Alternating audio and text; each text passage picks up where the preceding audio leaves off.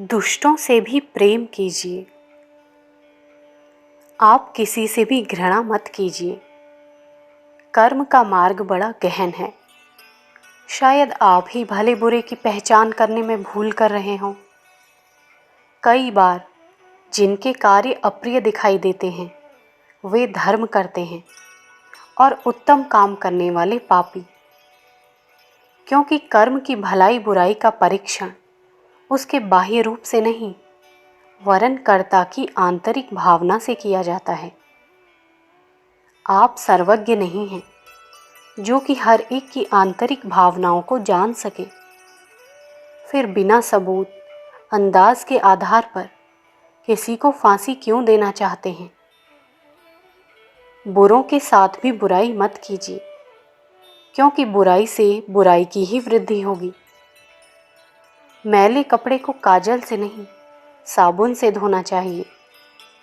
दुष्टों को लाठी से नहीं वरन प्रेम से वश में करना चाहिए। बुरे आदमियों को ऐसी मार मारिए जिससे सांप भी मरे और लाठी भी न टूटे। हाय, कितने दुख की बात है कि मनुष्य इंद्रिय विकारों की तुच्छ तृष्णा के पीछे जीवन भर भटकता रहता है और स्वार्थों की संकीर्ण चार दीवारी में बंद रहकर प्रेम जैसे अमृत तत्व का आनंद लेने से वंचित रह जाता है। प्रलोभन और अज्ञान के बादलों में सत्य के सूर्य को नहीं देख पाता। भूल और भ्रम इन्हीं दो निरर्थक वस्तुओं से जैसे तैसे मन को बहलाता रहता है और अंत में यों ही खाली हाथ यहाँ से विदा हो जाता है। आप कहते हैं कि दुष्ट और दुराचारियों से मैं कैसे प्रेम करूं? इनके लिए तो मेरे मन में घृणा और रोष के भाव भरे हुए हैं। आप अपने इस कथन पर पुनर्विचार कीजिए और सोचिए कि क्यों आप उनसे घृणा करते हैं। दुष्ट लोग देखने में भले ही हृष्ट-पुष्ट और बुद्धिमान प्रतीत होते हैं, यथार्थ में वे एक प्रकार के रोगी हैं और अज्ञान एवं मानसिक व्याधियों के कारण अंधे बने हुए हैं। उन्हें अपना सत्पथ दिखाई नहीं पड़ता। इंद्रिय विकारों और प्रलोभनों ने उन्हें ऐसा जकड़ रखा है कि बेचारे सिर नहीं उठा सकते। इसलिए सबसे अधिक दया के पात्र यही हैं और इन्हें ही आपकी सबसे अधिक आवश्यकता है।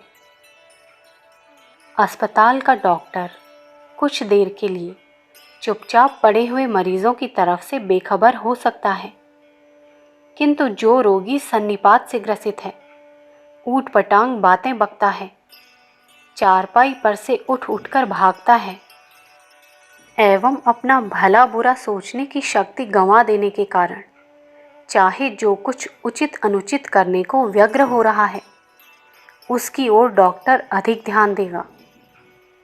डॉक्टर जानता है कि यह उपद्रव व्यक्ति के नहीं वरन रोग के हैं। वह रोग दूर करने का प्रयत्न करता है, रोगी को मार डालने का नहीं। वह उसके उद्धत कार्यों पर ध्यान नहीं देता, क्योंकि रोगी की बेहोशी और रोग के उग्र दबाव का उसे ज्ञान है। डॉक्टर गालियां सुनता जाता है, फिर भी उसका प्रेम पूर्वक इलाज करता रहता है। आप कैसे प्रेमी हैं जो पीड़ितों और अज्ञानियों से घृणा करते हैं? आप कैसे डॉक्टर हैं जो रोग और रोगी दोनों को ही मार डालना चाहते हैं? आप मत सोचिए कि अमुक व्यक्ति को मैं दंड दूंगा। ऐसे अप्रिय कार्य को आप क्यों हाथ में लेते हैं? दंड देने वाला मौजूद है। हत्यारे को सजा देने के लिए अदालतें, कानून की धाराएं और फांसी घर सुव्यवस्थित रूप से मौजूद हैं। वहां किसी के साथ पक्षपात नहीं होता। फिर आप ही जल्लाद का कार्य करने को क्यों उतावले हो रहे हैं? ठहरिए, जल्दी मत कीजिए। आपका कार्य दूसरा है। आप डॉक्टर हैं। अपने अस्पताल में आए हुए मरीजों का इलाज कीजिए। बलवे के घायलों को अच्छा करने का प्रयत्न करना ही आपका कर्तव्य है।